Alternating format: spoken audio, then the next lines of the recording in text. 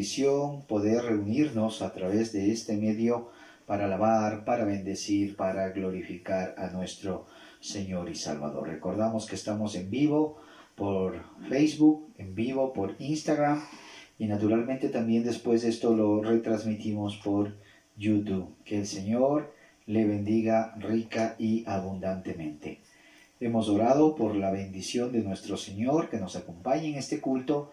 Hemos orado para que cada persona que escuche su palabra sea motivada a buscar más del Señor, a caminar en sus caminos. Que el Señor le bendiga, querido hermano, ricamente en esta mañana. Gloria, gloria a Dios. Antes de comenzar en esta mañana, ya el escudriñar, el estudiar la palabra, pues quiero brevemente comentarles, ¿no es cierto?, que muchos nos han preguntado, pastor, ¿están desde qué horas conectado? ¿Cómo es que ya veo la señal y después nos volvemos a entrar, nos volvemos a salir? Brevemente le comento, ¿no es cierto? Como no estamos obviamente en la iglesia, en donde podríamos transmitir todo de recorrido, entonces lo que hacemos es que estamos subiendo unas canciones para animar, para ir preparando nuestra mente, nuestro corazón, para alabar al Señor. Esto más o menos se lo está haciendo desde las 9:15, entonces hay unas canciones que están previas a iniciar el culto.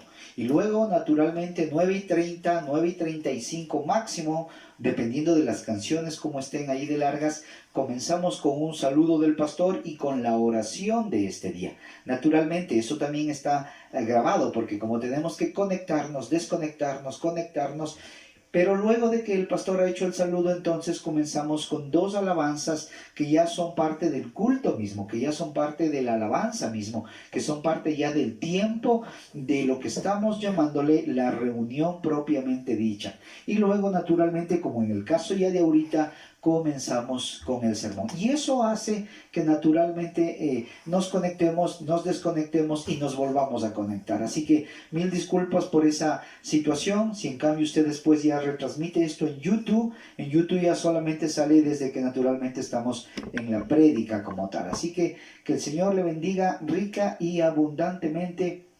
Que Dios nos bendiga en este tiempo, que las cosas han cambiado en este tiempo, diferente en este tiempo de que estamos hasta medios encerrados, medios guardados en esta cuarentena. Así que el Señor nos guarde. Un segundo, incline su rostro ahí. Papito amado, bendecimos una vez más tu palabra.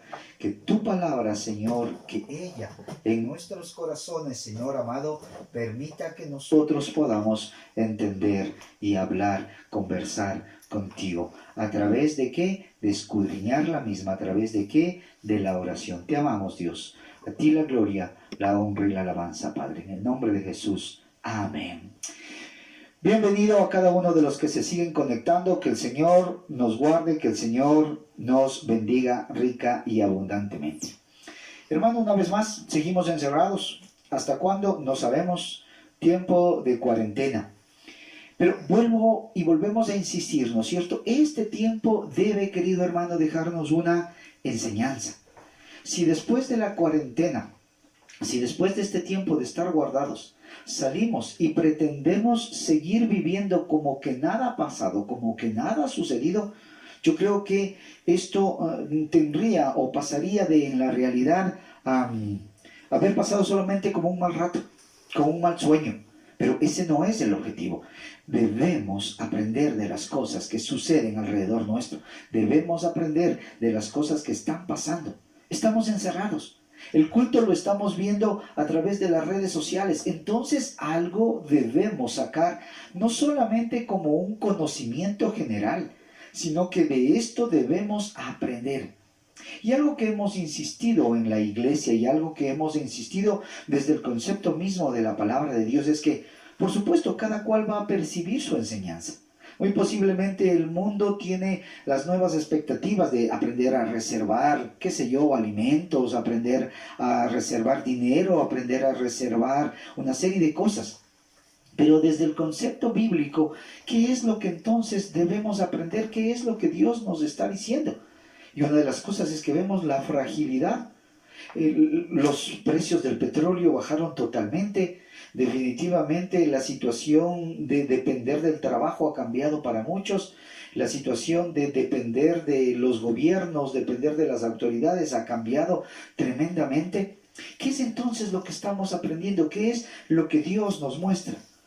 Y Dios nos muestra a la iglesia que le está dando una oportunidad más. ¿Oportunidad de qué, querido hermano? ¿Oportunidad de qué, querida hermana?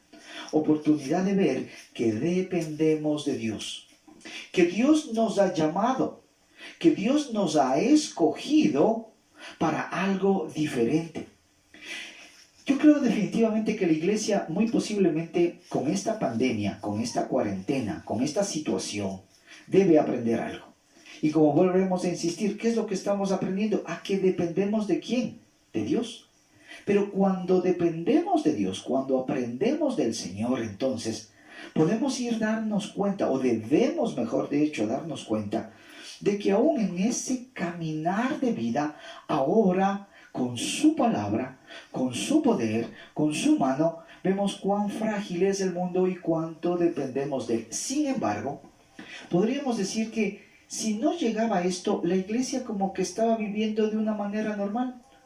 La iglesia como que estaba viviendo de una manera natural. Yo podría decir que como que la iglesia estaba viviendo más como que el mundo vive, que como la palabra de Dios nos manda a que vivamos. Podríamos decir que más estábamos viviendo como el mundo impone, más que como la palabra de Dios dispone. Más podríamos decir que nos estábamos asemejando a cómo el mundo implementa o quiere que la iglesia camine, que como Dios quiere que la esposa de Cristo camine. Básicamente entonces lo que podemos entender es que con esta situación de haber estado guardados y de seguir, el cristiano debe entender y comprender que Dios lo ha llamado y luego lo ha escogido para algo diferente. No podemos seguir viviendo aún en la iglesia como que nada pasa, como que no hay un mensaje. Ahora que hay tiempo para ver un poco más de las redes sociales, me llamaba recién la atención algo que veía, ¿no es cierto? Y decía alguien, o había retransmitido a alguien, había compartido a alguien, miren, la realidad ahora debemos dejar de someternos muchas veces a una religiosidad y debemos concebir como Dios mismo lo concibe. Y retransmitían y decían, veamos cómo Einstein veía las cosas.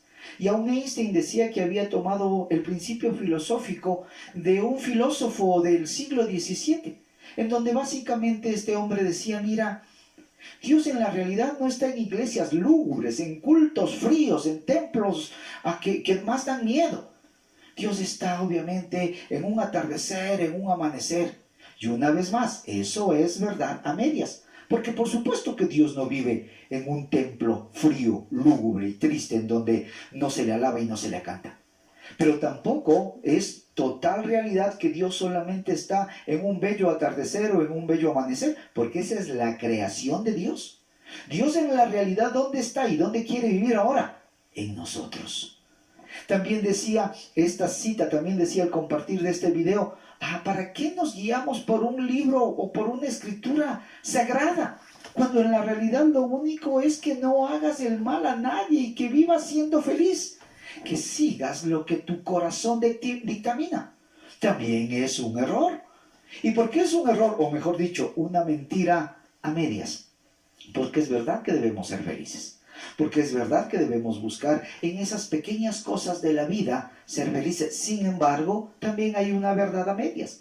¿Y por qué es una verdad a medias? Porque si solamente queremos llevar o ser guiados por nuestro corazón, la misma palabra dice, engañoso es el corazón. Porque a lo mejor en un momento estoy alegre y entonces sigo a Dios. Y cuando estoy triste ya no sigo a Dios. En un momento estoy feliz, contento y bendigo a mi hermano, a mi amigo. Y en un momento estoy lleno de ira e iracundo y quiero pegar y destruir lo que he convertido o lo que he construido. Entonces también esa es una verdad a medias. Porque si decimos, ¿cómo me puedo dejar llevar por una escritura vieja y antigua? Entonces voy a determinar las cosas que yo creo que son buenas y que son malas. Y es un error. Porque cuando no hay un concepto moral más arriba, porque cuando no hay una mente creadora más arriba que me dice qué está bien y qué está mal, Entonces mi moralidad va a depender de lo que yo creo que es bueno y que es malo. Por eso es que todos esos consejos motivacionales, porque todos esos, no, tú puedes conquistar el mundo. La Biblia dice, ojo, cuidado, conquistas el mundo y pierdes tu alma. Entonces, en ese sentido, vamos valorando y vamos entendiendo con este encierro cuál es el mensaje a la iglesia. Que Dios nos ha llamado, pero no solo nos ha llamado, porque muchos son los llamados, pero pocos los escogidos. Entonces, Dios nos ha llamado, pero también nos ha escogido para algo diferente. Entonces no está bien solamente dejarme llevar por ciertas cosas motivacionales en las redes sociales, sino escudriñar su palabra y ver lo que el Señor quiere para mi vida. En esta mañana justo quiero hablarte de los llamados y de los escogidos de Dios. Cómo Dios ve y cómo Dios escoge a las personas. Que no es como nosotros vemos, que no es como nosotros escogemos, porque nosotros solo vemos la parte externa, solo vemos lo que nuestros ojos ven, aún lo que nuestros sentimientos perciben, pero no vemos lo que Dios ve. Así que yo en esta mañana quiero ir a la luz de la Escritura, ir compartiendo 3 ejemplos de cómo nos va a mostrar Dios lo que Dios vio, lo que Dios escogió, pero también lo que Dios ha llamado. Muchos son los llamados, más pocos los escogidos. Cómo Dios nos da la oportunidad de escuchar su palabra, de estar entre los escogidos, pero también estar entre los llamados. ¿Y por qué muchos entonces no acuden a ese llamado del Señor?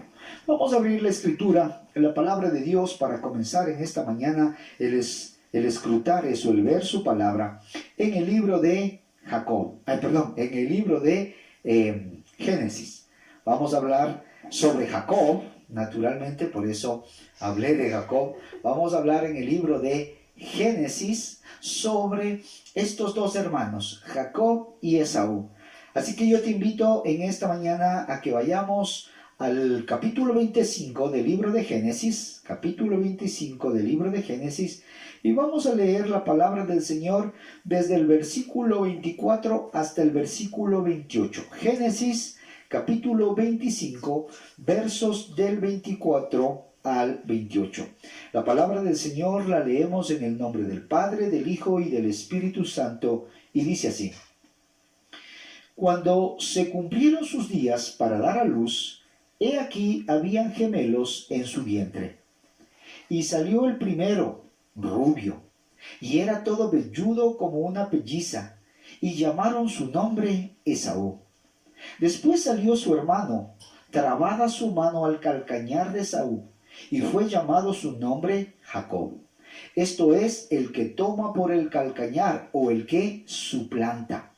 Y era Isaac de edad de 60 años cuando ella los dio a luz. Versículo 27. Y crecieron los niños, y Esaú fue diestro en la casa, hombre de campo, pero Jacob era varón quieto y que habitaba en tiendas. Y amó Isaac a Esaú porque comía de su casa, mas Rebeca amaba a Jacob. Miren, 2 hermanos gemelos. Y podemos ir viendo desde el punto de vista humano qué es lo que el ser humano ve en el uno y qué es lo que el ser humano ve en el otro.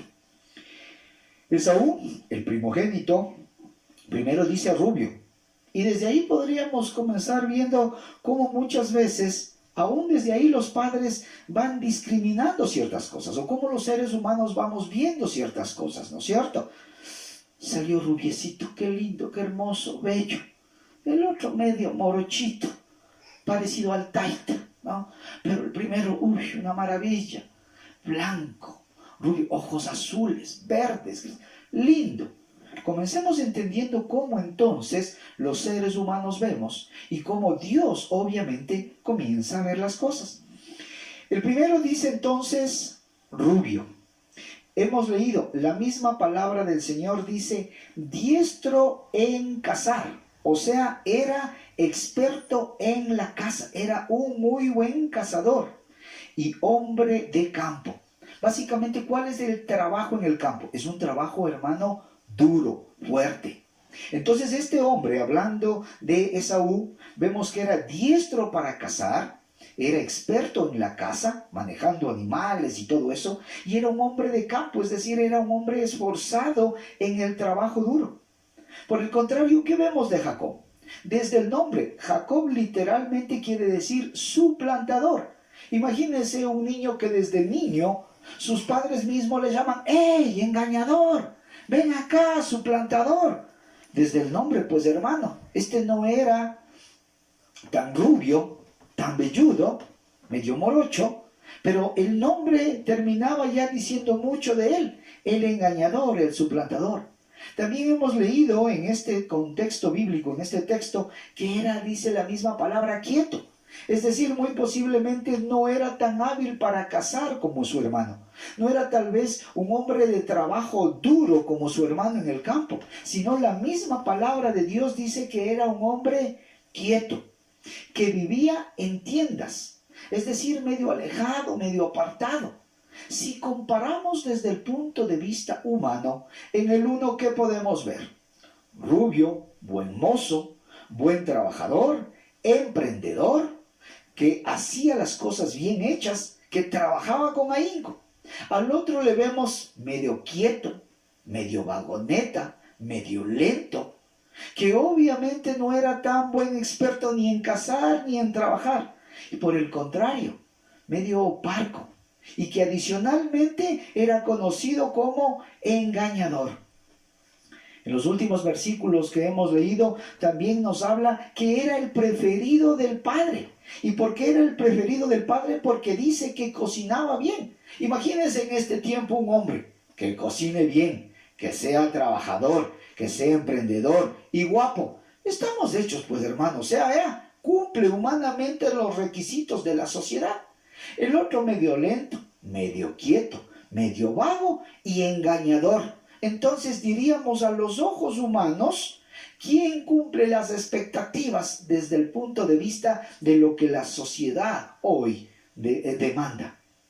Claro que el segundo dice que era también amado por su madre, pero muy posiblemente era amado por su madre porque veía las preferencias que tenía ¿quién? El padre con el primero. Entonces su madre muy posiblemente para sustentar esto también guardaba en su corazón estas cosas y trataba de proteger. Pero vuelvo a insistir, desde el punto de vista humano, diríamos que Esaú cumplía los requisitos y que el otro, Jacob, naturalmente no era como su hermano. La historia no termina ahí. Así que yo te invito a que vayamos al capítulo 27 del mismo libro de Génesis, versículo 18. Génesis, capítulo 27, versículos ahora del 18 al 23. Y dice así la palabra del Señor. Entonces, este fue a su padre y le dijo, Padre mío. E Isaac respondió, heme aquí, ¿quién eres, hijo mío? Y Jacob dijo a su padre, yo soy Esaú, tu primogénito. He hecho como dijiste. Levántate ahora y siéntate y come de mi casa para que me bendigas. Versículo 20. Entonces Isaac dijo a su hijo, ¿cómo es que hallaste tan pronto, hijo mío? Y él respondió, porque Jehová tu Dios hizo que la encontrase delante de mí. E Isaac dijo a Jacob, acércate ahora y te palparé, hijo mío, porque si eres mi hijo Esaú o no. Versículo 22 dice, acercó Jacob a su padre Isaac, quien le palpó. Y dijo, la voz es la voz de Jacob, pero las manos de Esaú. Y no le conoció porque sus manos eran vellosas como las manos de Esaú. ¿Y qué dice? Y le bendijo. ¿Qué es lo que podemos ver ahora? Vemos el desarrollo de la historia que comenzamos leyendo. Estos chicos crecieron, estos niños se hicieron jóvenes y estos jóvenes se hicieron hombres. Y comenzaron a crecer y naturalmente en ese crecer cada uno fue tomando su vida. Y llegamos a esta parte de la historia, y llegamos a este punto de la historia en donde estos ya convertidos en hombres, ¿no es cierto?, comienzan naturalmente a seguir viviendo o a seguir desarrollando su vida tal cual como desde el inicio habían sido formados o habían sido creados. Recordemos, Esaú, rubio, guapo, experto en cazar, hombre de trabajo duro, amado por su padre, buen cocinero. Esaú, medio quieto, medio como lento, no se denota mucho que haya sido un hombre de mucho trabajo, de acuerdo a lo que leemos, vivía medio alejado y su nombre era el engañador y el suplantador. Ahora llegamos a este punto y naturalmente nos hemos saltado algunas partes del capítulo que usted puede leer en casa, pero llegando a lo que queremos tratar hoy, de cómo Dios llama y cómo Dios escoge, vemos en este texto del capítulo 27, versículos 18 al 23, la siguiente continuación de la historia. Y vemos que obviamente se presenta Jacob ante su padre Isaac. Y se presenta como Esaú. Se presenta como el primogénito. Es decir, ¿cómo se presenta? Mintiendo. Si era medio vago y si era engañador y no tenía mayores atributos, ahora la riega más. Y se presenta como un mentiroso.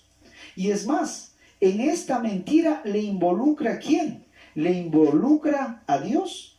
Porque cuando obviamente sale a qué, en teoría a cazar, regresa pronto.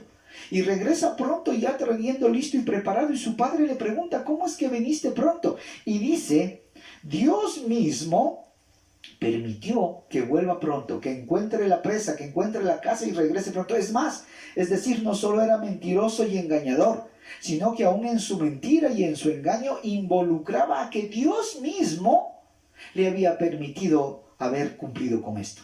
¿Le parece conocida la historia?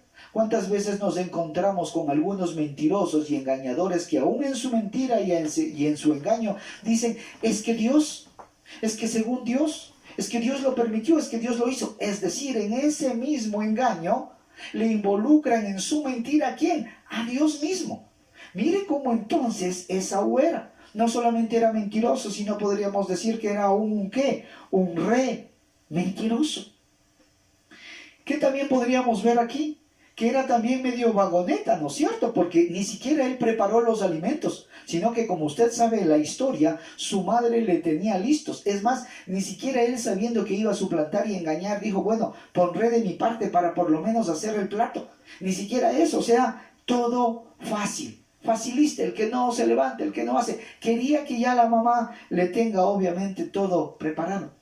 Y al final, cuando hemos leído, cuando él ya se presenta, naturalmente, ¿qué le dice? ¿Qué le dice en la parte final?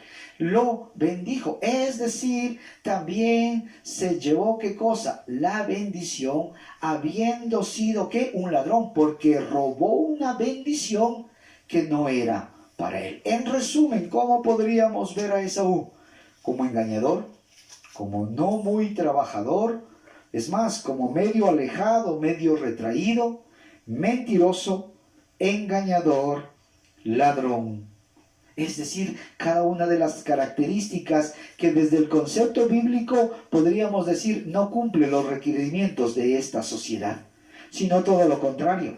En la realidad, Esaú es mucho mejor, Esaú es más trabajador, por lo menos más directo, más práctico. Pero ¿quién terminó Dios llamando? ¿Y quién terminó Dios escogiendo para que sea el padre de la próxima nación?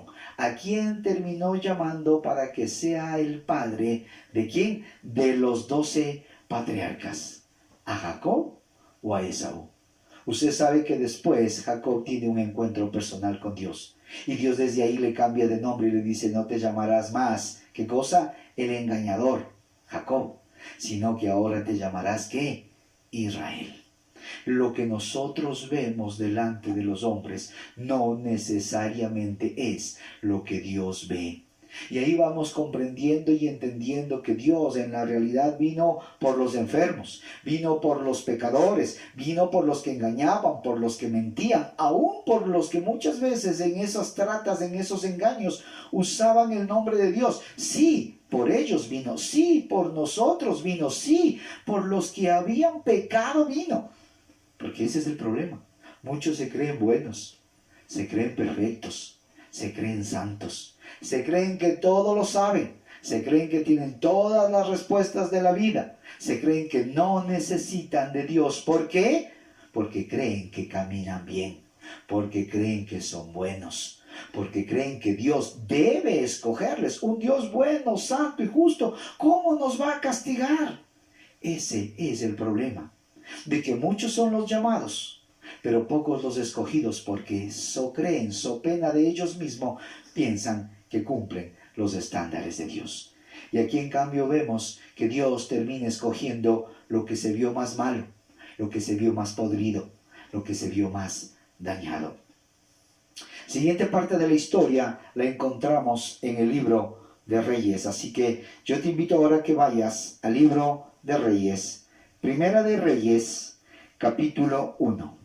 Primera de Reyes, capítulo 1, versos del 28 al 35. Primera de Reyes, capítulo 1, versículos del 28 al 35. Y dice así la palabra del Señor. Entonces el rey David respondió y dijo: llamadme a Betsabé. Y ella entró a la presencia del rey y se puso delante del rey.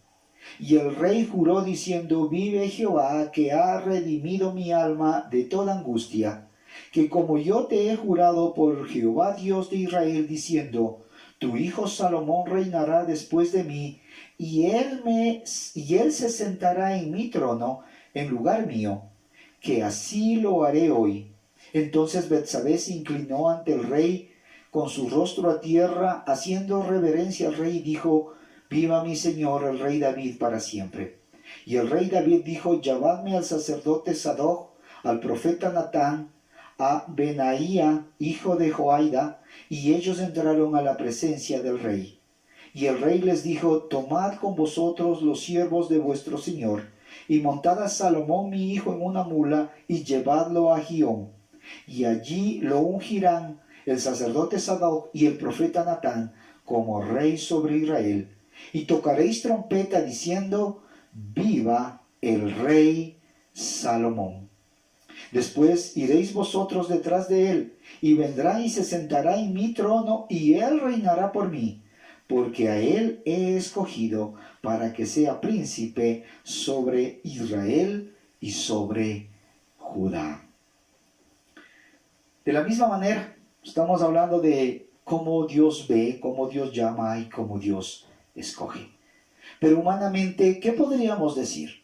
Salomón, pues entonces, no era ese hijo predilecto, porque desde la relación que tuvo con su madre, Betsabé no era la mejor, no era la reina, no era la escogida por David en un principio.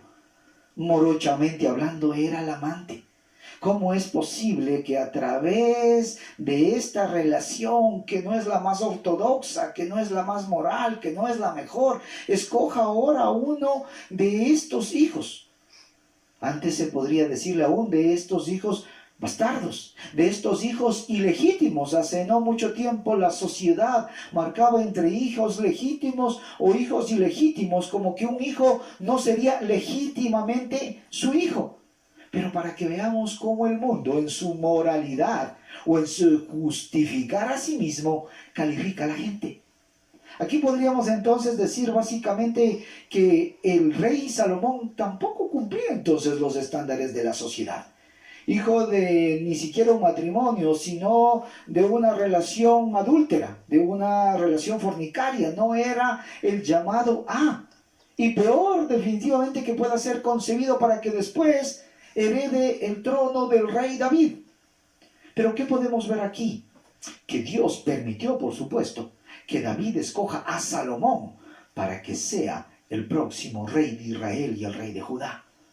Entonces no veía las cosas como la sociedad las ve, no veía las cosas como el mundo las ve, porque es interesante. Cuando el mundo quiere llamarse de moralista y de legalista, es más moralista y más legalista que el mismo Dios. Pero cuando ve que sus intereses son tocados, entonces ahí sí Dios no sirve, entonces ahí sí Dios no vale, entonces ahí sí la palabra de Dios es vieja, es anticuada, no cuadra. Una vez más, el hombre maneja sus requerimientos en su corazón de acuerdo a sus ¿qué? A sus conveniencias. Dios no vio nada de esto y por el contrario, permitió que David escoja a Salomón, aunque según los estándares de la sociedad, este no era el mejor candidato para heredar el trono. Tercera historia, tercera cosa que vamos a ver en esta mañana de cómo Dios escoge a las personas. Y esta la encontramos en el Nuevo Testamento. Así que nos vamos ahora al Nuevo Testamento y nos vamos al primer libro del Nuevo Testamento. Nos vamos a Mateo. Perdón, vamos a Lucas. Vamos a hablar de Mateo, pero nos vamos a Lucas. Lucas, capítulo 5. Lucas, capítulo 5, versículos del 27 al 32. Lucas, capítulo 5, versículos del 27 al 32. La palabra del Señor igual la leemos en el nombre del Padre, del Hijo y del Espíritu Santo, y dice así: Después de estas cosas, salió y vio a un publicano llamado Leví, sentado al banco de los tributos públicos, y le dijo: sígueme. Y dejándolo todo, se levantó y le siguió. Y Leví le hizo un gran banquete en su casa, y había mucha compañía de publicanos y de otros que estaban a la mesa con ellos. Y los escribas y los fariseos murmuraban contra los discípulos, diciendo: ¿por qué coméis y bebéis con publicanos y pecadores? Respondiendo Jesús les dijo: los que están sanos no tienen necesidad de médico, sino los enfermos. No he venido a llamar a los justos, sino a los pecadores al arrepentimiento. Amén. Y esta parte final es la que yo quiero obviamente hacer énfasis en esta mañana. Leví, también conocido como Mateo, el cobrador de impuestos, mire lo que dice la palabra, cómo lo escoge. Versículo 27, después de estas cosas salió y vio a un publicano llamado Leví sentado al banco de los tributos públicos, es decir, le encontró en pleno trabajo, llamado y escogido. Cuando confronta a Cristo a Leví y le dice directamente: sígueme, ¿qué hace él? Le sigue. No vio su trabajo, no vio su situación económica, no vio el contexto que iba a venir, no vio quiénes iban a estar de acuerdo o no. Simple y llanamente atendió el llamado y le siguió. Es decir, el llamado se presentó y él naturalmente entendió que era un escogido y le ¿qué? Y le siguió. Hoy en día, ¿cuántos estamos escuchando ese llamado del Señor? Pero ¿cuántos en la realidad estamos prestos a escuchar y a qué? Y a seguirle. ¿Por qué no siguió, o mejor dicho, por qué no llamó Cristo a un fariseo? ¿Por qué no llamó a un escriba? Porque naturalmente estos tenían más conocimiento teológico de Dios. Se conocían el Torá, se conocían la ley de Dios. Sabían muy posiblemente muchos detalles que este hombre ignoraba. Recordemos que era un publicano, y ya lo hemos tratado, era un cobrador de impuestos, es decir, era mal visto por sus mismos conciudadanos, porque era aquel a quien a nombre del Imperio Romano cobraba los impuestos de los mismos judíos. No era bien visto por los romanos tampoco, porque le estaba haciendo el trabajo sucio. Pero tampoco era bien visto por su pueblo, porque naturalmente extorsionaba, porque dice que muchos de ellos cobraban no solamente los impuestos para darles a Roma, sino también robaban para quedarse con dichos impuestos. Medio cualquier situación de, como dicen hoy, de comparación es mera coincidencia, ¿no es cierto? Como ahora vemos que muchos estados, países y autoridades, aún en una situación tan difícil, se llenan de impuestos no para que sean a favor del pueblo, sino que sean ¿para qué? Para robarse. ¿No indigna esto? ¿No preocupa esto? ¿No nos llama a ir a esto? ¿Cómo es posible que en esta situación que estamos recaudando impuestos, en vez de que sirvan para el pueblo, sirvan para enriquecer los bolsillos de algunos? Algo así para que me entienda cómo es que Mateo entonces no era bien visto, porque muchas veces no entendemos el contexto y la realidad de lo que pasaba.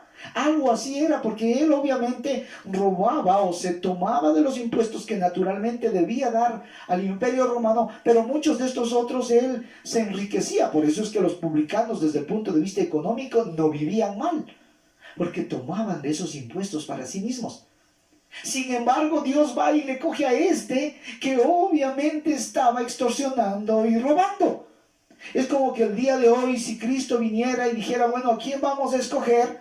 No escogería al bueno, al hermanito, el aleluya, al pastor, aquel que está haciendo bien las cosas, sino que tomara y dijera, mira, yo quiero ahora que en la realidad me siga algunos de los que han sido sentenciados claramente por robo. Algunos de los que han sido encontrados con $50,000 en las maletas. Pastor, solo ese ejemplo, hermano, no le estoy hablando de política hoy, solo le estoy dando de un ejemplo para que usted entienda la realidad de lo que pasaba, para que entienda cómo entonces obviamente Dios ve ese corazón.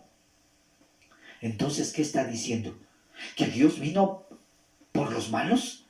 ¿Que Dios vino por los ladrones?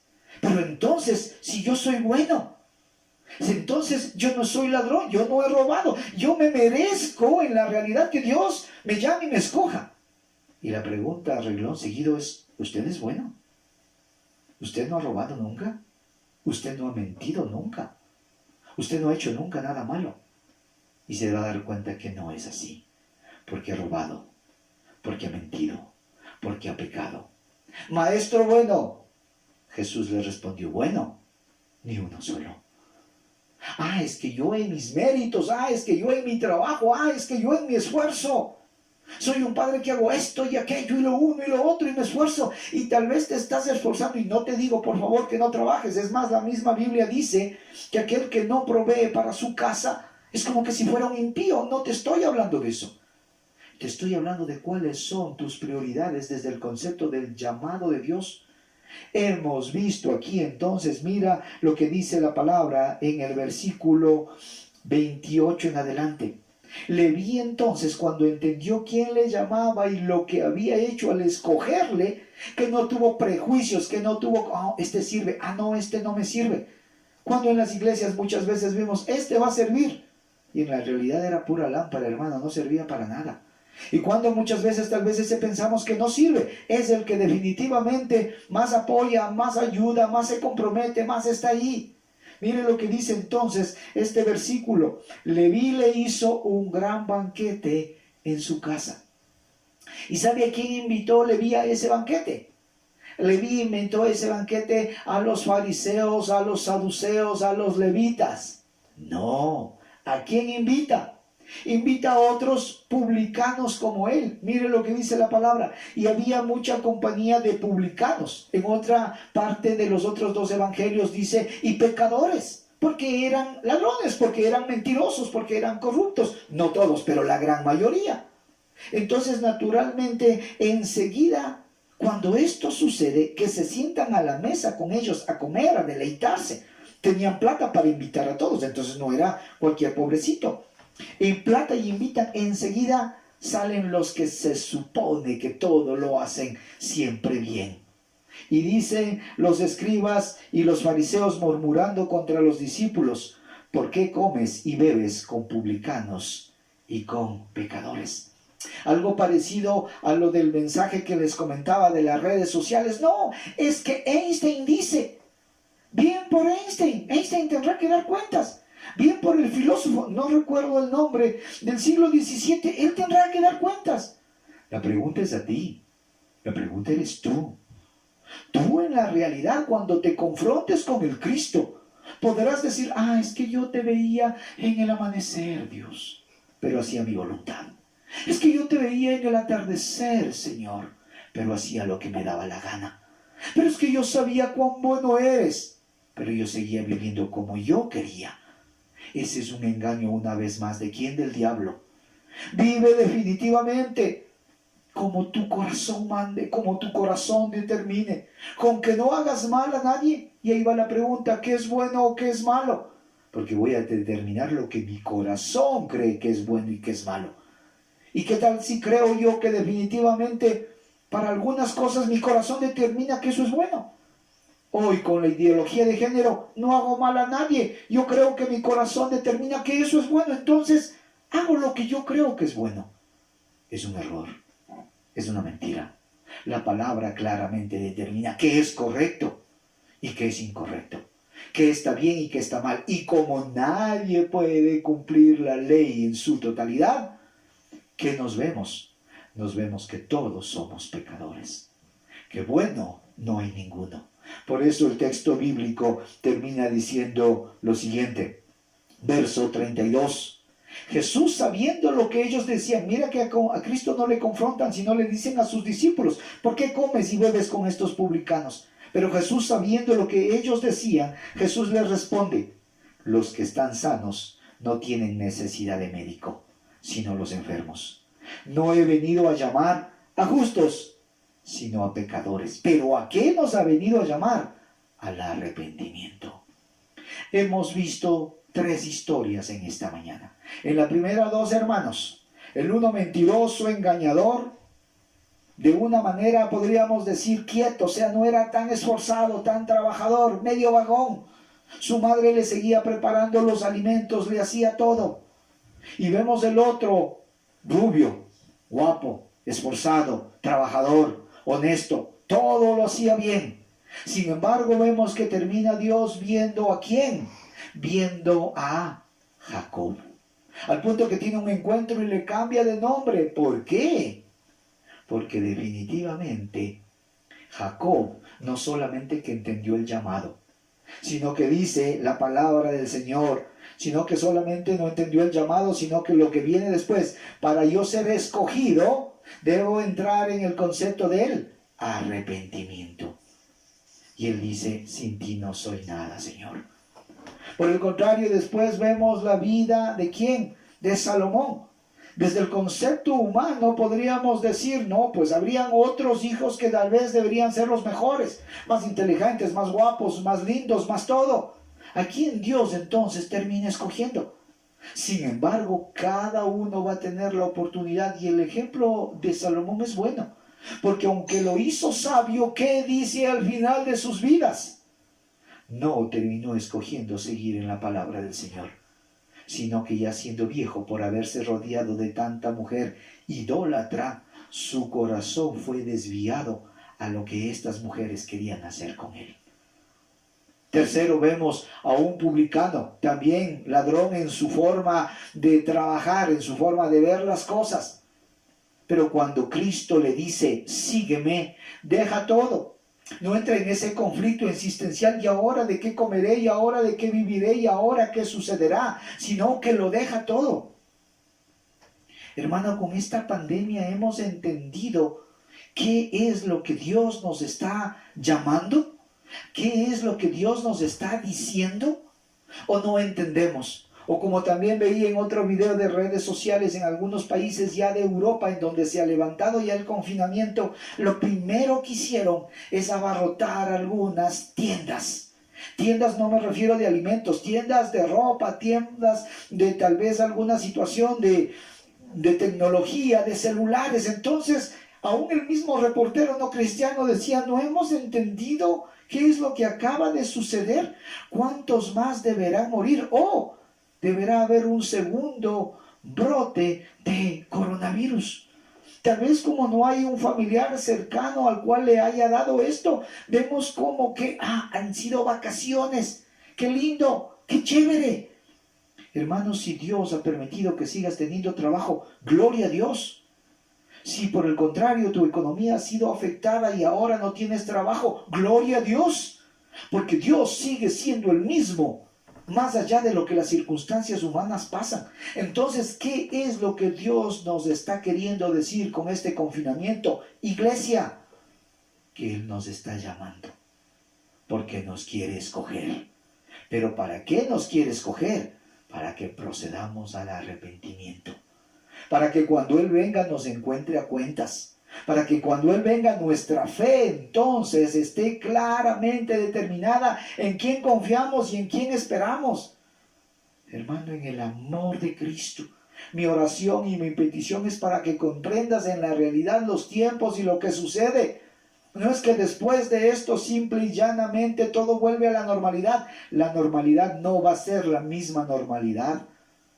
Pero el pueblo de Dios debe entender entonces que el llamamiento es para que Dios nos quiera escoger. ¿Y para qué nos quiere escoger? Para que nos arrepintamos, para que creamos en Él y que a través de ese arrepentimiento y para que a través de creer en Él, entonces después estén preparados para nosotros la vida eterna. Señor amado, habla a cada mente, habla a cada corazón a través de la Escritura. Se van a levantar muchos falsos profetas, muchos falsos apóstoles. Cada cual va a traer sus enseñanzas, cada cual va a traer su doctrina. Que nuestra doctrina, que nuestra fe esté fundamentada en lo que dice la Escritura, en lo que dice la palabra, en lo que dice el Señor para nosotros. Hermano querido, no desaproveches la oportunidad que Dios te ha dado, sacándote de tanto ajetreo para escudriñar su palabra, para buscar de Dios, para buscar de Él, porque Él vino a buscar lo que se había perdido. ¿Con quién te identificas? Tal vez con Jacob, medio mentiroso y aún metiéndole a Dios en las cosas. Con Salomón, tal vez no siendo el hijo que la sociedad es el que escogido, sino en la realidad ese que no necesariamente era producto de las cosas que el mundo quiere. ¿Quién eres? Ese cobrador de impuestos que obviamente robó, extorsionó e hizo cosas malas. Dios ha llamado a estos tres. Ahora quiere escoger, porque vino por los enfermos, porque vino por ti y vino por mí, porque habíamos pecado. Pero ahora dice que definitivamente quiere que procedamos ¿a qué? Al arrepentimiento. Ahí donde tú estés, hermano, por eso debe ser entendido este evangelio de una buena manera y después predicado a los demás, participado a los demás, para que también ellos tengan la oportunidad de escuchar, de ser llamados, pero no solamente quedarse ahí, sino de ser escogidos. Que el Señor te bendiga abundantemente, que el Señor te bendiga ricamente. Que en esta semana que no sabemos qué va a pasar, porque por lo menos algunos cantones ya están pasando a semáforo amarillo y he escuchado algunos del oriente que aún ya quieren pasar a verde. En Quito no sabemos exactamente qué es lo que va a pasar, pero que el Señor tome el control absoluto. Que tomes las medidas, las precauciones del caso, pero que más allá de esas medidas y precauciones del caso, estés a cuenta siempre con el Señor, estés a cuenta siempre con Dios. Que el Señor te bendiga abundantemente, que el Señor te bendiga ricamente, que Dios entonces permita que esta palabra no solamente se grabe en tu mente, sino en tu mente, en tu corazón y en tu voluntad. Que Dios te bendiga.